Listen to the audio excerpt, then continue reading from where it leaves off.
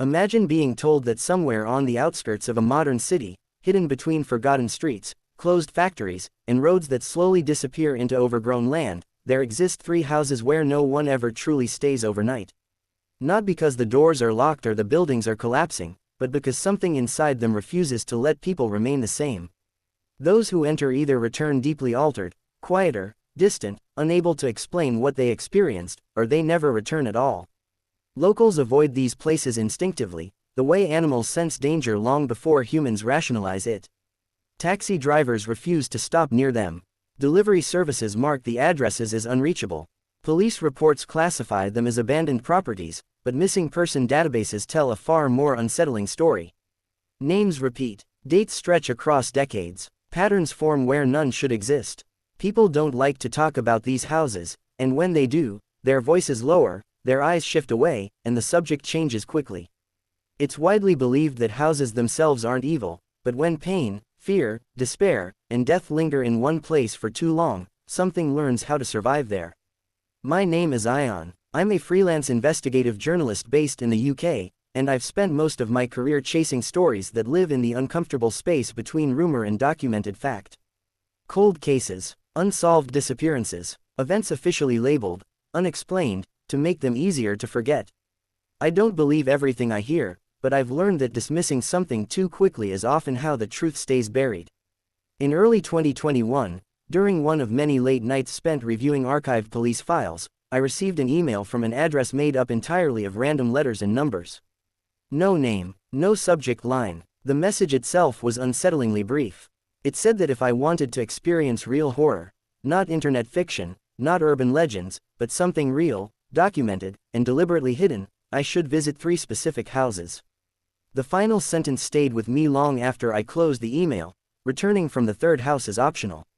Attached were 3 addresses. At first, I assumed it was a cruel prank, maybe even an attempt to scare me for amusement. But curiosity has always been my greatest weakness. When I searched the addresses, every single one appeared in old police files connected to disappearances. None of the cases had been solved. No suspects, no explanations, just people who walked into these houses and either vanished or came back profoundly changed. The first house stood near an abandoned railway line, a place that hadn't seen a train in decades. The tracks were rusted, half buried beneath weeds, as if nature itself was trying to erase the path. The surrounding neighborhood was empty, with crumbling buildings slowly being reclaimed by time. Even during the day, the area felt wrong, unnaturally quiet, as if sound itself avoided the place. At night, the silence became oppressive, pressing against my ears until they rang. I entered the house just before midnight. The door creaked open, and the air inside felt thick and stale, like it hadn't moved in years. The moment I shut the door behind me, I felt an overwhelming sense of being watched, not from one direction, but from everywhere at once. I stood still, barely breathing, listening to the quiet.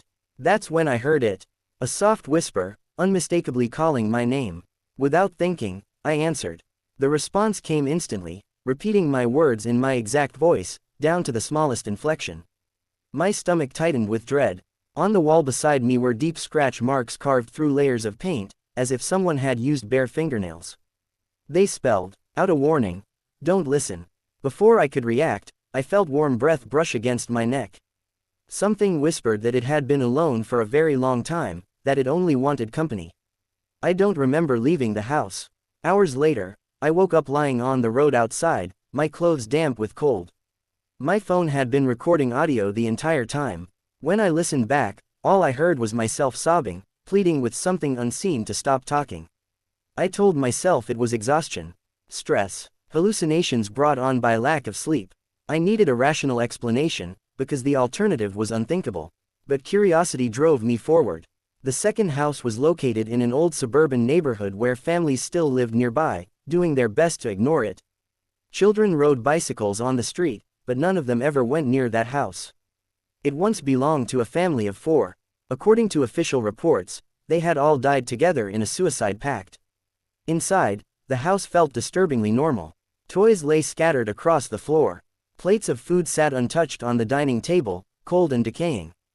The clock on the wall was frozen at exactly 7:15, its hands unmoving. Upstairs, I heard children laughing, the sound echoing down the hallway with unsettling clarity. A little girl stepped into view and smiled at me, telling me her mother said they weren't allowed to have guests. Her voice sounded perfectly normal, friendly. When I turned around, I saw the mother hanging from the ceiling fan, her body swaying gently, as though the house itself was breathing. The lights shut off without warning, plunging everything into darkness.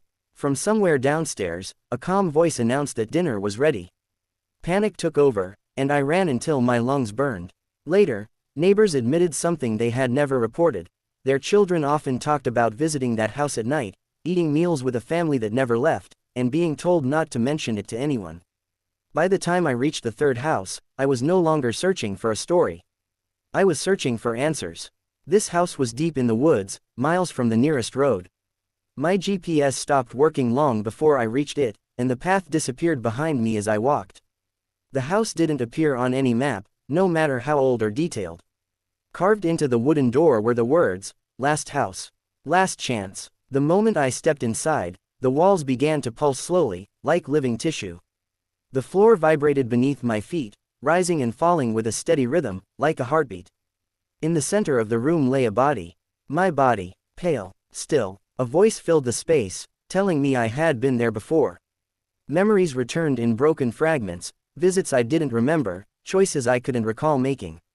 I realized then that this wasn't my first time there. I had returned again and again.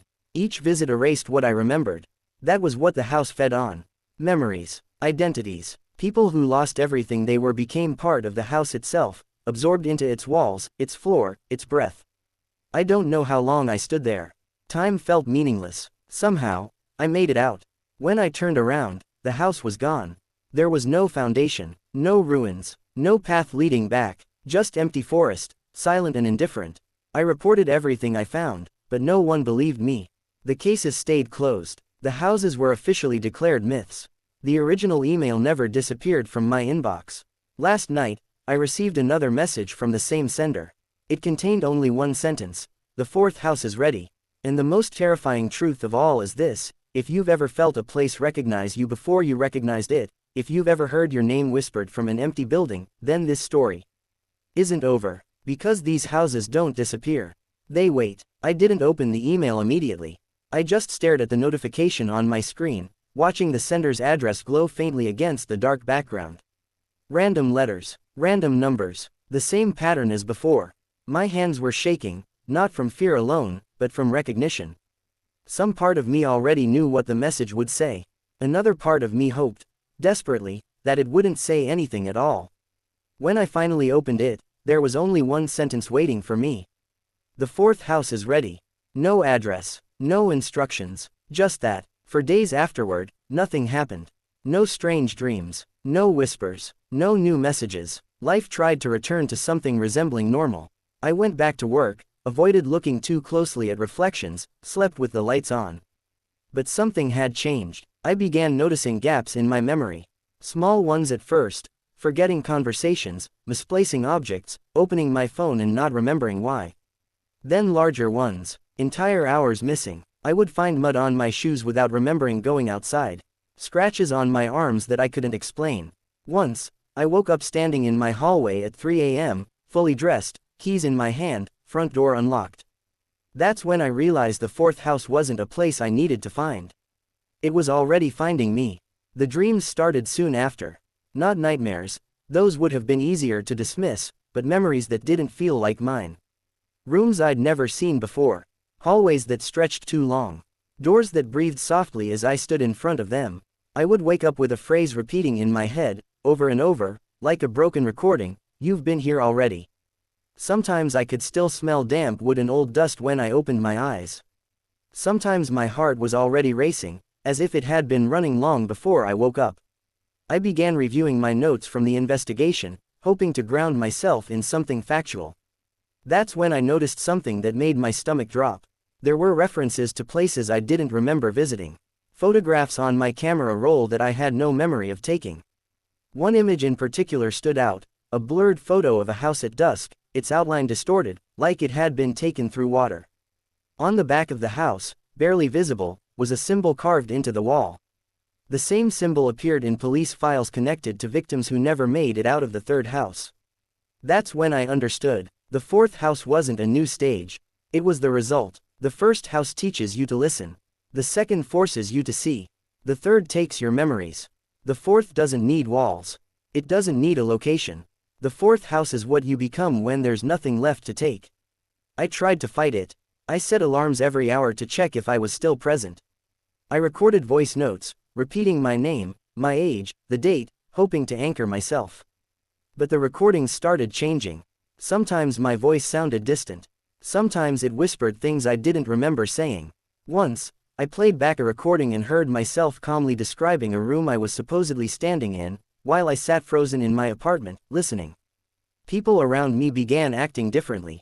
Friends said I felt off. Colleagues said I'd already told them things I was saying for the first time.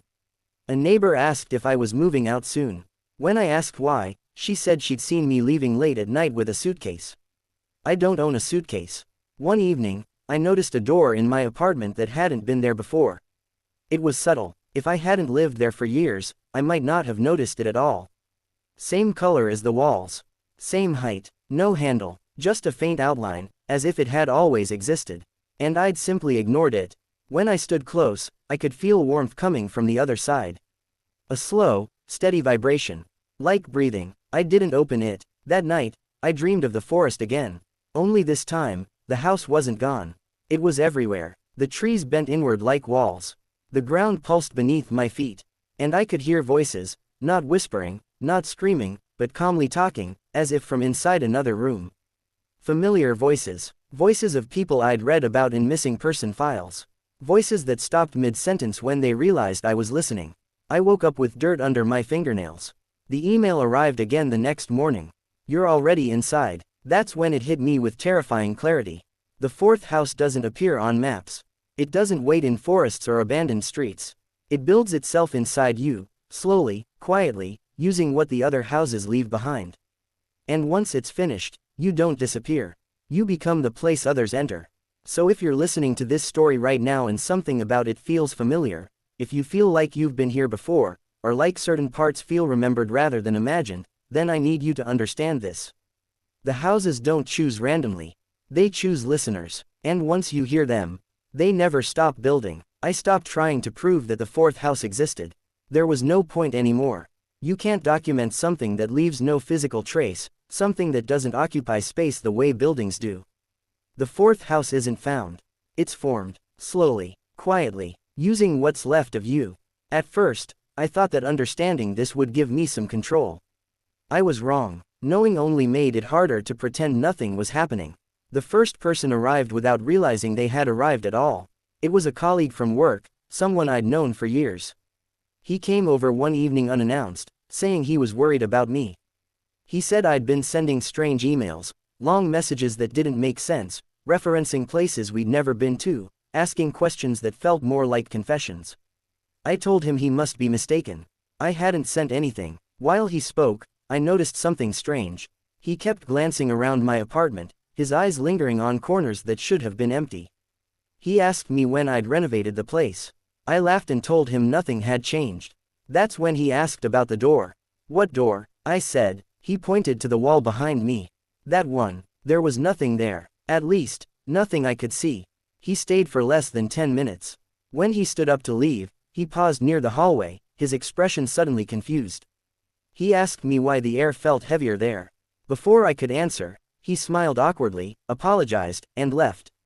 The next day, he didn't come into work. The day after that, his phone went straight to voicemail. A week later, HR sent an email saying he'd taken an indefinite leave of absence. No further details were shared.